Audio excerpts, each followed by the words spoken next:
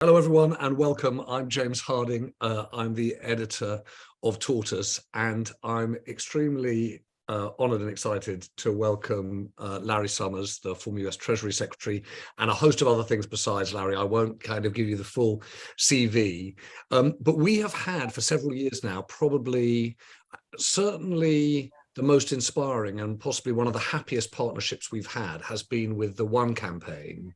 Because in these miserablest times when everyone seems to kind of get on these calls and be miserable about something, the One campaign keeps on focusing on what can we say to lead to something that we actually do that's constructive in addressing the vacuum of global leadership, focused on ending extreme poverty, focusing on preventing disease. And I know you've worked with them and the whole team there for some time. And so we want to do that unfashionable thing these days, which is try and have a conversation between the two of us, but ideally with as many people joining the call as possible, weighing in the chat. You remember how this is on a Zoom call, flag up a point, and I'll come to you in the conversation. So you can put points to Larry, because what we're trying to do at the end of this is gather all the thoughts that can feed into one on how we can constructively address this global leadership question. And so, Larry, that's really that's the sum of the questions really for you. I hope that's going to be the drive of the conversation this evening. I'm in London. I know you're in the States. Do you have an answer to the seeming hollowing out of UN force in the world, certainly G7, G20 force in the world? How do we rebuild these global institutions so they address the global problems we face? Well, James, I think it's important to start by keeping some perspective. Obviously, we have massive problems going on in the world, climate change, continuing impacts of the pandemic, the threat of the next pandemic, shocking carnage in Ukraine, inflation, high interest rates, debt overhangs. So there's good reason why Adam Tooze used the phrase polycrisis to capture this moment. And I can't remember a moment when there were so many difficult crosscuts. But at the same time, I think we do need to remember that while we have been anxious, horrified, and concerned for much of the last generation about the various challenges that have come along during that generation, the great financial crisis, the Asian financial crisis, the Iraq war, and the period of estrangement and difficulty in the world that followed that, the election in my country of President Trump and all that meant. Despite all of that, the chance that a child born on planet Earth will die before the age of 5 has fallen by almost 50%. The chance that a child will be illiterate and never schooled when they grow up has dwindled. The chance that people will have an opportunity to go somewhere more than 25 miles from where they were born at some point during their lives has increased. The sense of connection that exists between all the people on this planet has been transformed by the fact that a generation ago, no one had a smartphone. And today there are more smartphones on planet Earth than there are adults. These are seismic changes that have happened even as we have been worried. That's no grounds for complacency or for satisfaction, but it is, I think, a powerful argument for something very different from fatalism, for a belief in the power of moral energy. I've always been inspired by John Kennedy's observation that man's problems were made by man. It follows that they can be solved by man.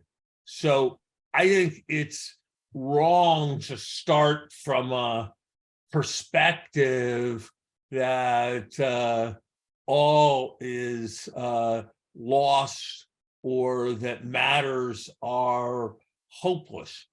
If one thinks about what would have happened if, and there's a ton to deplore, and we are way underprepared when the next pandemic comes. But the truth is that this pandemic had come 20 years ago. Its consequences might have been an order of magnitude greater. And we need to just remember that as we seek to have a perspective. I guess, Larry,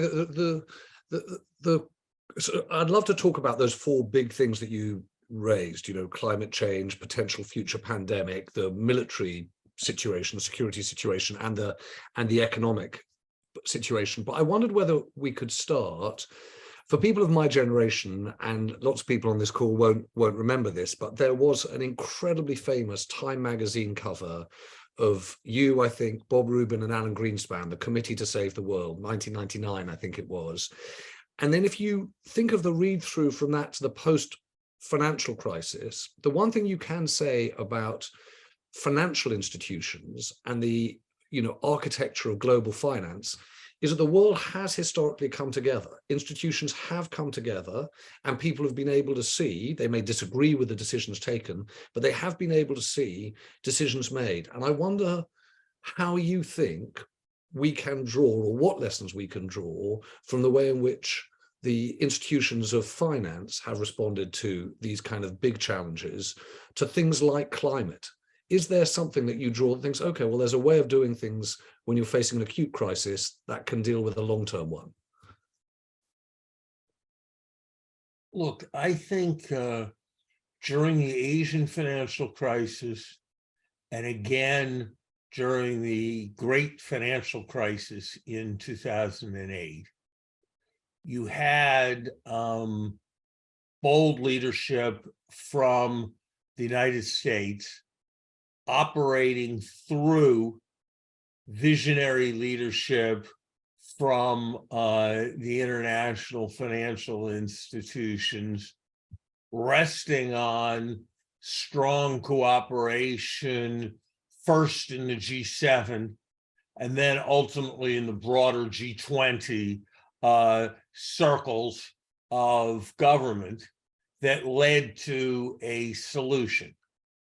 And I have to say that the summit we just saw of the G20 countries in Bali, for all its strengths, did not seem to me to show the same kind of boldness and unity of purpose that we saw in the London G20 summit of 2009, and that the meetings of the international financial institutions and the world's finance ministers did not seem to me to manifest the sense of common purpose and transformational response that we saw with the very large resource flows that were committed from the IMF and from the World Bank in 1997 and 1998 that helped to resolve those crises. And I think that's a continuing challenge for the leadership of the of the industrial democracies. And I think it's a continuing challenge for the heads of those institutions. Because make no mistake, as important as the moral element is, this is about forward defense of the fundamental security interests of people living in Detroit or Düsseldorf.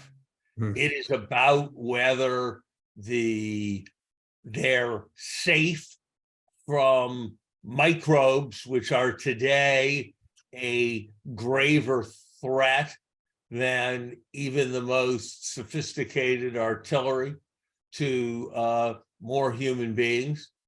It is about whether climate change, which is the first time that mankind has been able to impact the overall level and structure of life on Earth. It is about whether there continues to be a sense of credible collective deterrence with respect to wanton aggression. And it is about whether there is the continuing ability of people everywhere to benefit from a continued and expanding division of labor. And look, there are things that we can surely do. We're not going to agree on everything. We're not going to agree on lots of questions about the design of political institutions. We're not going to agree on every question about where borders should be drawn. We're not going to agree precisely on how the boundaries should be set in a variety of regulatory areas, but we can sure agree that there need to be effective responses to microbes and that they need to come fast. We can sure agree that the incredible power of technology to produce energy that is cleaner and cheaper. I want to say both those words, cleaner and cheaper than the energy that could have been, electric energy that could have been produced a decade ago, need to be harnessed. And Larry, do you think, I want to bring in my colleague Jeevan Vaskar in a moment, because Jeevan was just at COP in Sharm el-Sheikh and I think experienced the sort of the politics of that polycrisis. So I'd like to come to him, and I'm going to bring in Bruce Davis in a moment about the sort of the pull between rich and poor in every sense around these kind of shared objectives. But I just want to focus on the point you made right at the start there, which was 99, 2008, 9, there was clearly a sense of US leadership driving, as you said, through these institutions and through the G7 and the G20. And I wondered whether you buy the theory that 2022 has had something of an impact on the US and its sense of leadership, that given what we've seen in the world and what we're seeing in other countries in the world, the US has regained a certain degree of confidence about its global leadership. And frankly, the rest of the world has also recognized that it remains singularly powerful and influential in the world. I'm increasingly optimistic. I think it's a mistake to think otherwise, but that in many ways the United States lost its way between 2017 and 2020, that the United States didn't understand the ways in which economic diplomacy and economic action were not struggles of a zero-sum game, but were instead potential ways of promoting collective prosperity, which maximized our own prosperity and also maximized our own security. But I think a combination of the new leadership we have had in the United States, the increasingly clear signs that we saw in the last election that Americans are rejecting the models of 2021, and the increasing sense that the threat posed by the Ukraine war has signaled what it is that is really at stake. I think all of that is leading to a change in the underlying political economy, and I am encouraged about the possibilities that go forward. It won't be easy. It won't happen as fast as I will want to see it happen. But whether it is the as yet insufficient, but now present financial facility at the World Bank to deal with pandemic, whether it is whether it was the passage in the United States of the Inflation Reduction Act and the embrace of new technology as at the center of a solution to climate change, whether it is the first small steps in bureaucratic prose towards the financial renaissance and financial restructuring of the multilateral development banks to enable them to operate on a much larger scale. I think we are starting to see the beginnings of what could be a very, very important restoration after some difficult years of international cooperation and of American leadership on collective security issues. I think there's no question that that's where President Biden very, very much wants to go.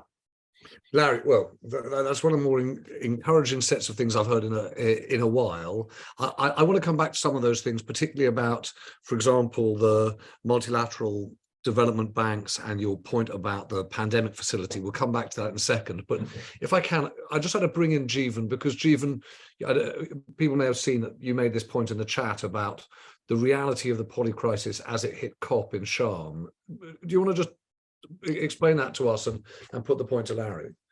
Thanks, James. Yeah, Larry, I'm climate editor at Tortoise. As James said, I was in Egypt for COP, and you saw the sort of evidence of the poly crisis there, where countries were saying the climate crisis for us is a finance crisis. We just can't afford to cut our emissions. Egypt put a price tag on it. They said it was $246 billion if we're going to decarbonize. We've got a food price shock, an energy shock, soaring inflation. We need to service our existing debts. We just can't do this. And that's why the world is sort of falling short on cutting emissions. It's a money problem. So I guess my question to you, or my ask is, what's the sort of original thinking you're seeing on this? I know people like Janet Yellen have been talking about this, but where have you seen creativity coming from? Where have you seen fresh thinking coming from on how to solve the finance part of the climate crisis? Look, I think it's sitting there before us. We do not need the global development banks to be as financially conservative as they are today.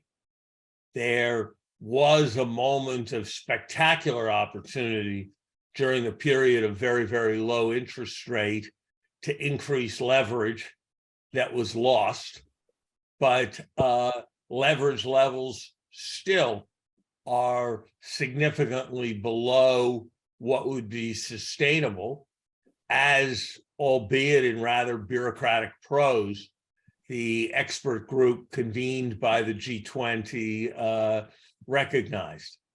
And I think the world should be expecting from the development bank system a model that would permit an increase in lending of a third or more without increased capital. And in the context of that increased efficiency in using capital, should be contemplating an extraordinary capital increase dedicated not so much, not entirely to business as usual, but to the support for global public goods, particularly those around the global environment and around global health. I don't think there's a reason why it needs to be the case that there are three separate and largely independent facilities directed at catalyzing private sector finance in the World Bank Group, an IFC directed at direct commercial investment, IBRD lending that includes co-financing mechanisms, and MEGA that is directed at providing guarantees. Operating together, their catalytic power should be able to be substantially increased from levels where it is. But I don't want to be naive. This is not going to happen without commitments from the major shareholders, including the United States. What is stunning, though, about the financial mechanism that is the development banks is that they can take a few $100 million a year from the United States and use it to be the basis, given that that will be associated with contributions from other shareholders, and given that it's a bank that has the institution, has the capacity to borrow money when it has equity capital, a few $100 million a year can support tens of billions of dollars a year in additional lending. Now, there is also the possibility for leverage, albeit with less leverage, albeit not with the same degree of leverage at the concessional level. And I would say one other thing I would say is that it doesn't cost anything to restructure or forgive debt that you are not going to collect. But by removing the overhang that debt represents, you can substantially catalyze the level of new investment, which will otherwise be taxed by the presence of that existing debt. And so, in addition to thinking about the ways in which we're going to provide new money, we also need to think about the restructuring of old debt, where all you have to do is look at markets to know that there's no substantial expectation that it will be repaid, and therefore much less cost than a green eye shade might suppose to its restructuring. I think all these things are possible. I also think that we live in a world where it has been the commitment of a large number of extremely profitable and wealthy institutions to be something called zero carbon or carbon neutral or some such in the next 2 or 3 decades. And it falls to the global system to define what that is going to mean. And in many cases, what it's interpreted as meaning is that they are going to engage in a variety of offset activities to the continuing emissions that are inevitable, since people are going to, for example, continue to fly on airplanes. And it needs to be our responsibility as a global system to define what is and is not a legitimate and real offset. And I think by doing that with a degree of discipline that, frankly, in some cases is lacking in the global system, we can cause that commitment to translate into much more real action that is actually benefiting the world's poorest people. Look, I think that the what happened in Sharm el-Sheikh, I think, is part of a very important transition that those of us in the United States or those of us in Europe need to recognize. It is an irony of this moment of polycrisis that it is simultaneously the case that so-called emerging markets, developing countries, are its primary victims and where there is the greatest human suffering and the greatest need for resources. That's true. But it is also true that the growth energy in the world economy is going to come disproportionately from developing countries, and that a large fraction of the most attractive investment opportunities are going to be in developing countries.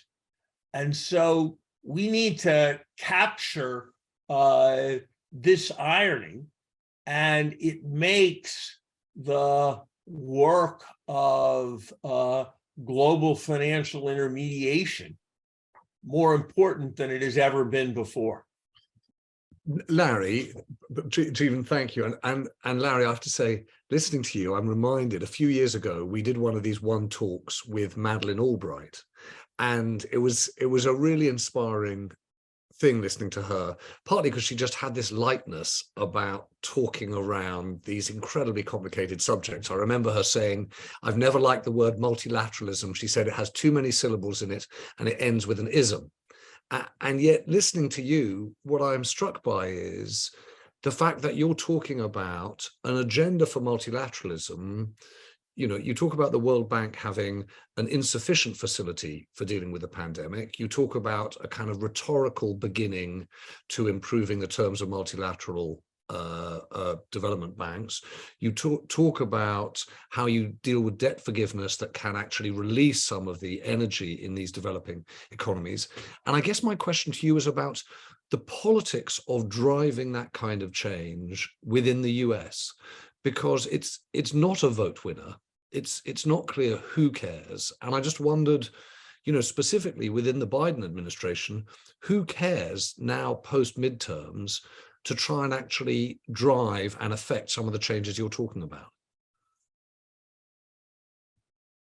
I think if you read the national security strategy of the Biden administration, it makes very clear an understanding that, yes, we've been reminded painfully in the last 2 years that the balance of power and the need for dealing with great power competition has not gone away and is a central element in national security in a way that probably some idealists would have thought we were moving past a couple of years ago.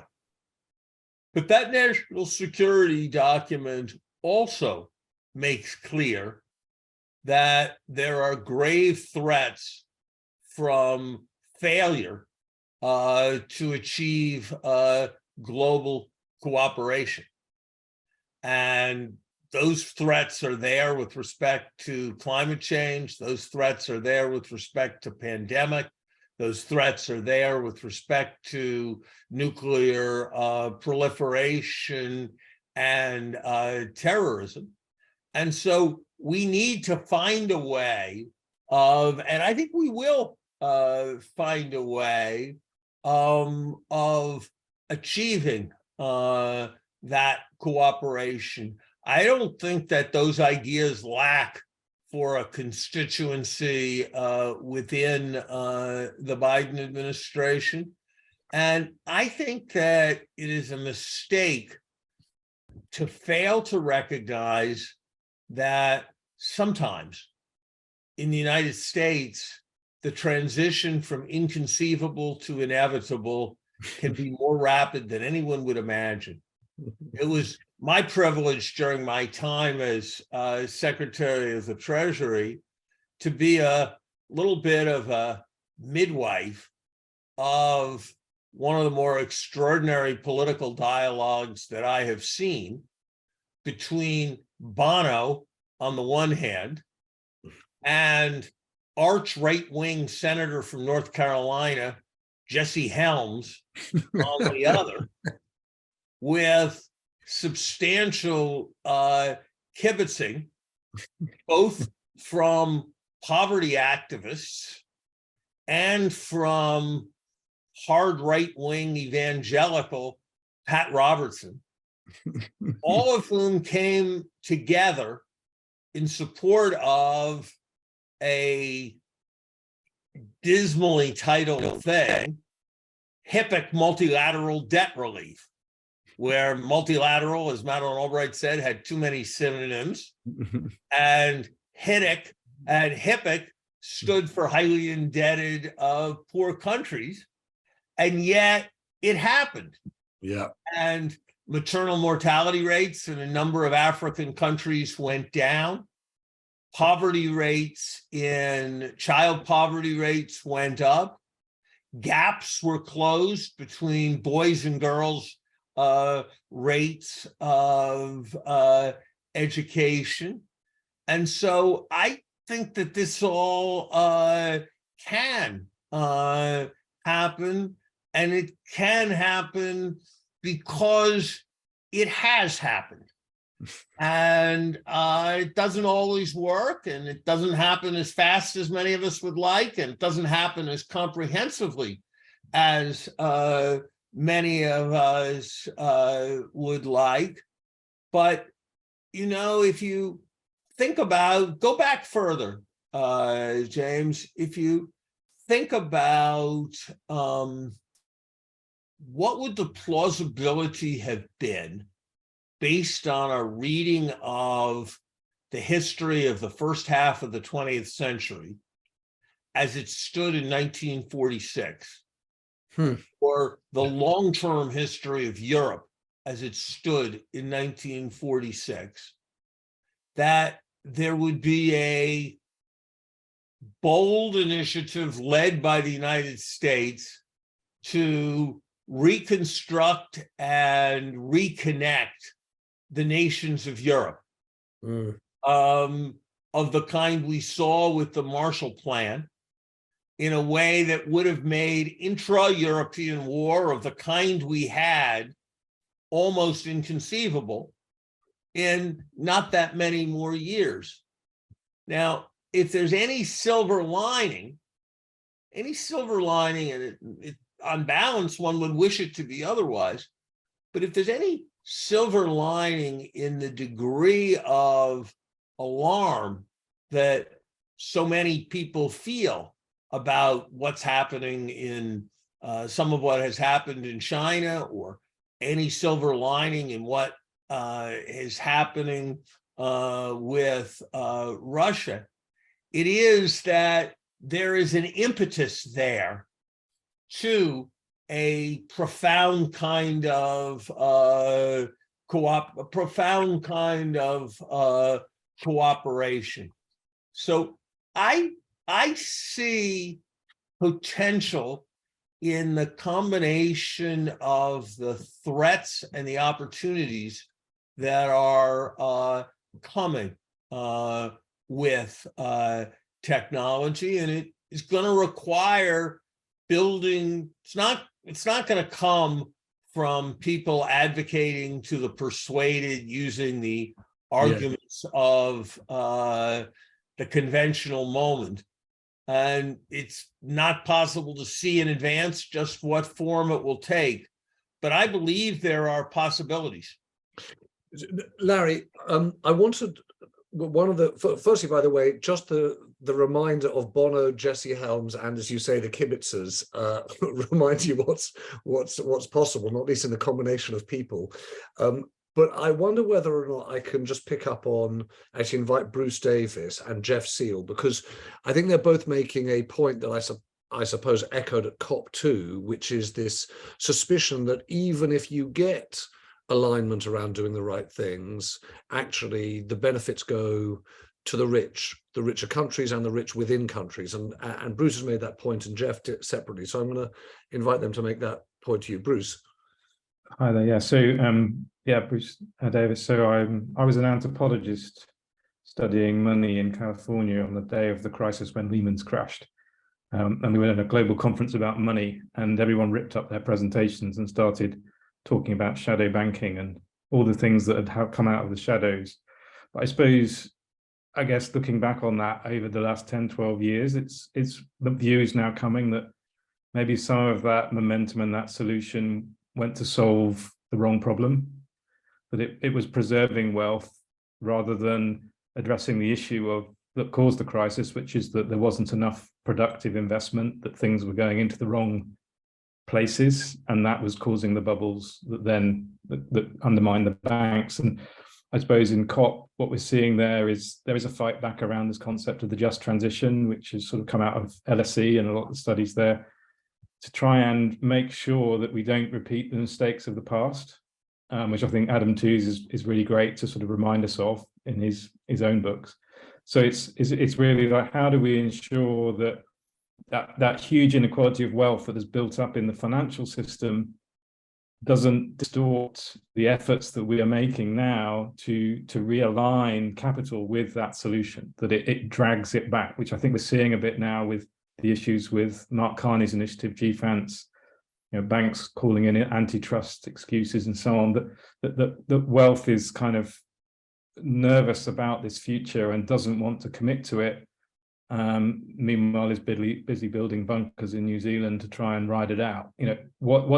How do we deal with this problem of this inequality in the finance system, and how do we avoid what most people are thinking, how I think about QE, is that it didn't necessarily move that money where it was needed to go to produce a lasting solution. It was more of a sticking plaster. Larry, before you answer, can I just invite Jeff? Also, has got a sort of similar point. If I don't know whether Jeff is there. Jeff Steele, yeah. Do you want to put a similar point? I think you're making to Bruce's. Yeah, just thinking more broadly in the carbon market space in particular, and investments in voluntary carbon markets. A lot of that effort is currently being driven by corporations and governments in the developed world, but a lot of those activities are starting to take place in the developing world. But it's clear that the benefits from those carbon markets, those dollars are not going to be reinvested in the companies where those activities take place. They're going to be back to the companies and the governments in the developed world. And I just think that is something that the voluntary carbon markets and even the compliance markets need to address. Jeff, thank you. And I don't know whether we can just hear from Erin too, who was just making this point about the generational divide, the generational distribution on this. Erin, are you there?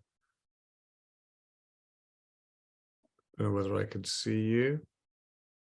Oh, Erin says, we'd rather not do it on screen, but you can see her point, the point that she's making about sort of the generational divide. Larry, what do you make about, what do you make of the point that both Jeff and Bruce were making here, which is there's a suspicion of, if you like, Western leadership in this, that in the end, the benefits accrue to the wealthiest? You know, I have considerable sympathy with what I've heard, but I think I'm probably not in quite the same place as the two speakers were. There's no question that in hugely important respects, the financial sector is undertaxed and under regulated. Why it is that so-called carried interest remains preferentially taxed in my country is something I can't understand. Why it is that in so many countries, there's either no tax on the transmission of great wealth from one generation to another generation, or there are taxes that are so riddled with loopholes that they're close to voluntary, I think is almost impossible to thoughtfully justify.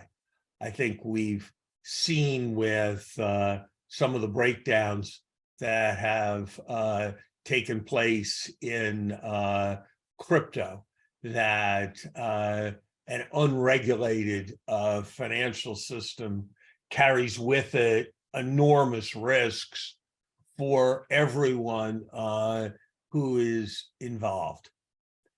At the same time, I don't think that posing these issues in entirely adversarial terms, either between developing countries and industrial countries, or between businesses and consumers, or between wealthy people and less wealthy people, is the most constructive way to cause them to be addressed effectively. I think much the better approach is one that focuses on common interest and therefore brings in as many people as possible in support.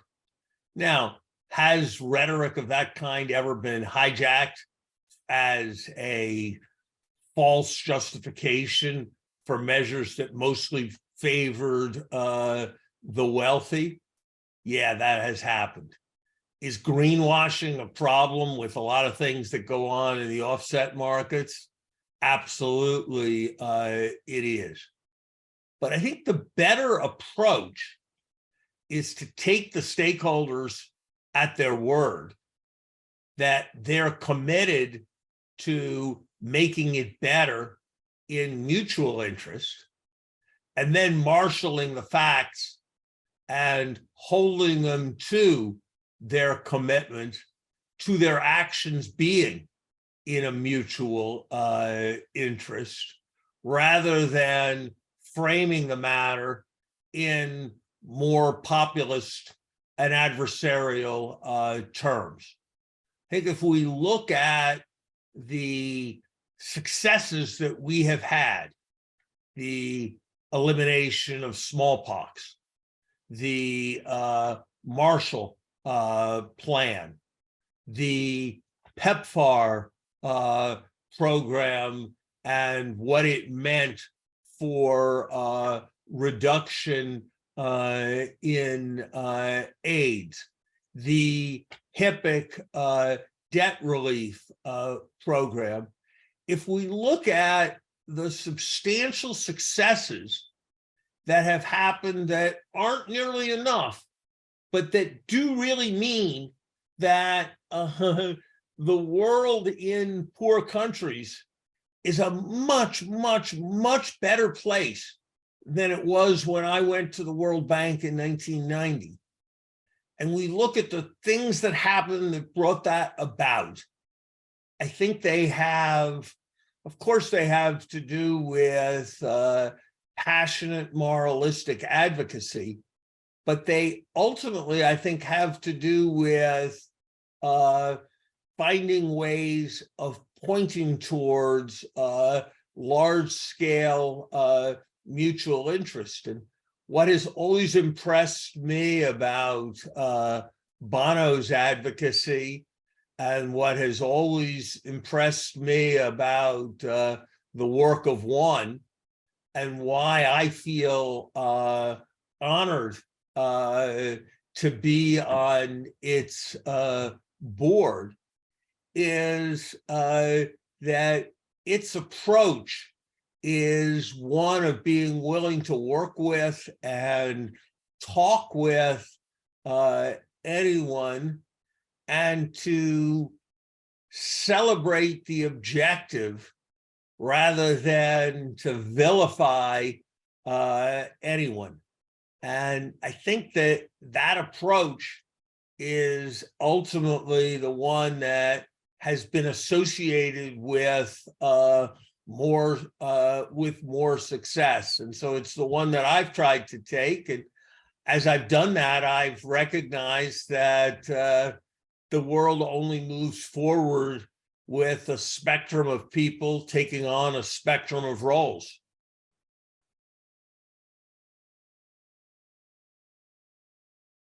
Sorry, Larry, sorry about that. That's a very 2020 mistake, speaking with the mute button on. Larry, you'll know this. Larry and I have had these conversations a few times in the past, and one of the things we've sometimes done is to play the long short game. Not everyone here I know is a global financial investor, including me, but you know the business where if you long something, if you buy the stock in it, and if you're short, you sell the stock in it. And this is a sort of theoretical version of that game, because we're talking about, global cooperation, the institutions that might win. And I just wondered which institutions, which ideas, and which individuals you're long, and which ones you're short. So if you don't mind, should we play long short on global leadership? Sure, as long as I've got the right to not trade. Yeah, okay. On at least a few of the securities you're going to suggest. Okay, fine. Well, we're gonna start. All right, let's go. Long short. The World Bank. Long potential, short the recent performance. Interesting. Xi Jinping. Short going forward. Oh, interesting. Elon Musk. I'll pass. We'll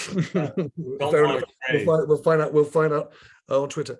Bruce just mentioned GFANS. I'm sorry? GFANS, the Global Initiative on Finance that was launched in Glasgow. short. I think there's going to need, I think that ultimately its objectives are exactly right, but I think that there isn't quite enough concreteness and structure at this point for the press releases to translate into tangible results. The G7.